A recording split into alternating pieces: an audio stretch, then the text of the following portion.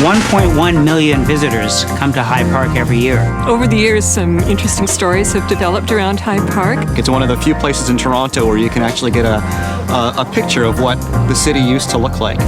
Urban parks were probably even more important 100 to 150 years ago than they are now. This is our pet Sweet Pea. She was born last November. High Park's forests are very unique in that they form a meeting of two different forest types. The Carolinian zone forest type and the St. Lawrence deciduous forest type meet in High Park. Pretty soon this tree is probably going to collapse and fall over, which is just a darn shame. Well, we've made some progress on the shoreline on Grenadier Pond. One of the places we've still yet to make a fair amount of progress is in the water quality. The reason we're doing this is to restore the natural areas of High Park to pre-settlement conditions.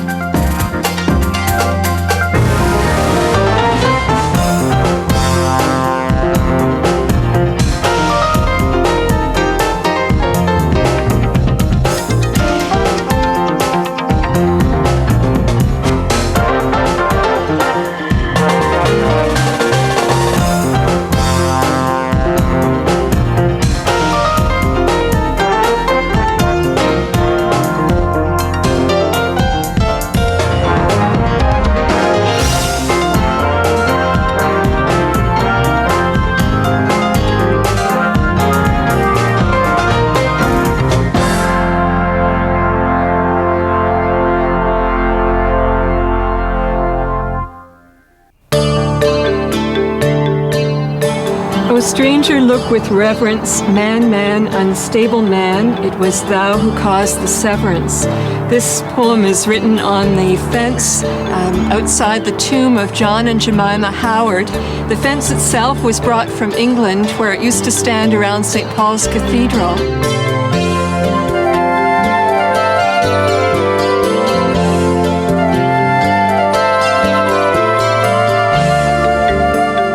The Howards themselves were also from England and came to Canada in 1832, and shortly afterwards purchased a large amount of land here to the west of Toronto, which was 165 acres running from Lake Ontario all the way to Bloor Street. The main legacy of the Howards is High Park, which began as their private estate.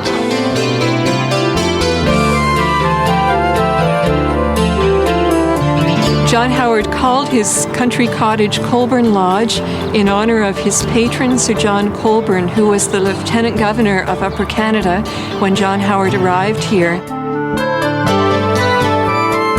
On this land, he intended to become a gentleman farmer in his spare time.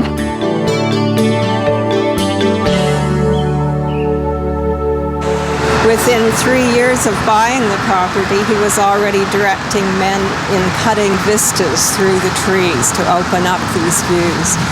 He chose this property because of its potential, the view to the lake, in front, the promontory that pointed towards the lake, the view to the pond to the west. When the Howards bought this property, it would have been a very quiet place except for the sound of the birds, which they very much enjoyed. The railway came in the 1850s, but it paled in comparison with the modern sounds of GO train and traffic on the QEW.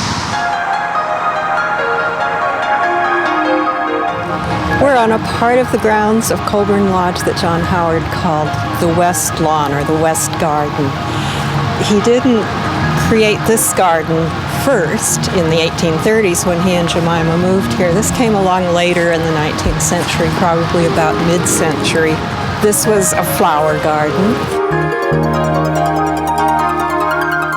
Howard did a map of High Park in 1875 on which he showed this area and Colborne Lodge too, but he showed a configuration of paths here that was very distinct, and some recent archaeology just a few years ago proved that there had been paths here, and what you see are paths reconfigured in that same pattern.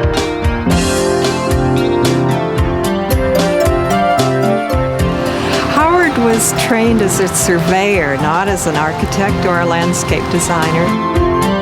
Definitely a hands-on gardener. I think draw plans of his gardens in detail. He just sort of gardened by the seat of his pants.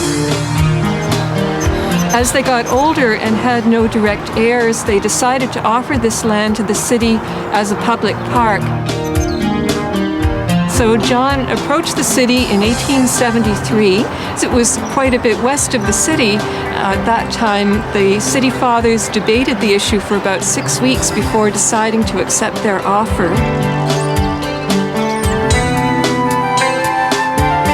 But the Howards wanted to maintain some control over the situation, so they insisted on several conditions.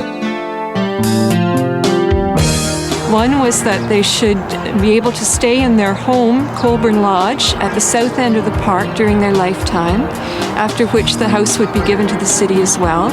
They wanted the name High Park to be retained.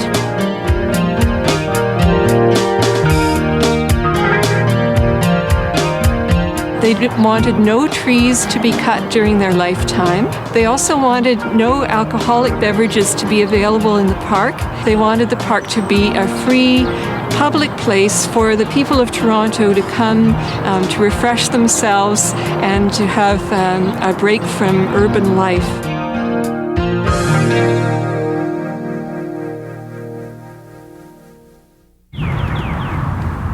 In time, the Howards built this tomb here to mark their grave site, and it represents their background. The base is a granite cairn to show Jemima's Scottish roots, and the top shows a Maltese cross, which represents John's associations with the Masons.